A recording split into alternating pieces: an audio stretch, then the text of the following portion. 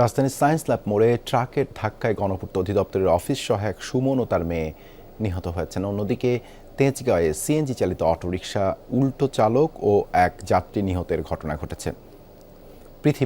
পৃথক দুটি ঘটনাই ঘটেছে ঈদ কেনাকাটা শেষে ফেরার পথে। গণপূর্ত অধিদপ্তরের অফিস সহায়ক সাজু আহমেদ সুমন তার একমাত্র মেয়ে ২১ বছরের তৃষাকে নিয়ে বের হয়েছিলেন ঈদ কেনাকাটায়। কেনাকাটা শেষ হলেও বাড়ি ফেরা হয়নি বাবা ও মেয়ের।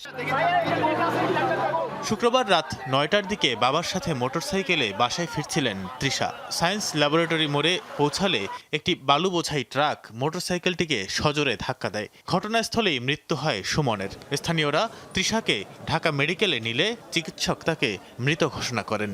সিপিকে জিজ্ঞেস করে সিপি বললো যে উনি যখন আপনার ভাই যখন স্পট ডেড তখন আমরা এই পারি দাঁড়ানো, আমরা দৌড়াই দিন আপনার ভাই স্পট ডেড, একের মগজ টগজ বেড়ে গেছে গা।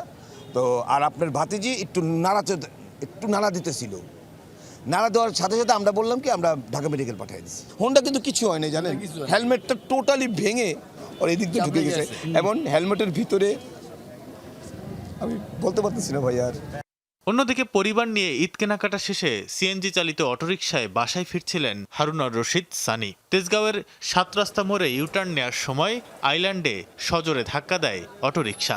স্থানীয়রা তাদের ঢাকা মেডিকেলে নিলে হারুনার রশিদ সানি ও সিএনজি চালক আলিমকে মৃত ঘোষণা করেন চিকিৎসক। বের হইছে কেনাকাটার জন্য, ওয়াইফ এবং ছোট বোন আর যিনি মারা গেছে ওনার। তো সিএনজি দিয়ে আসতেছে, আসার পরে হচ্ছে ইউটার্ন নিচ্ছেন। সিএনজিটা ইউটার্ন নেওয়ার সময় আরেকটা গাড়ি মেরে দেয়। চালকও মারা গেছে, পুরুষ লোকটা ছিল সানি ভাই, উনিও মারা গেছে। ওনার বোনটা মুখে অনেক ব্যথা পাইছে, ওনার ওয়াইফটা মোটামুটি সেফ জোনে আছে।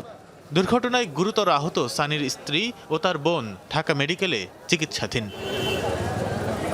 তানভীর সিদ্দিক টিপু, যমুনা নিউজ, ঢাকা।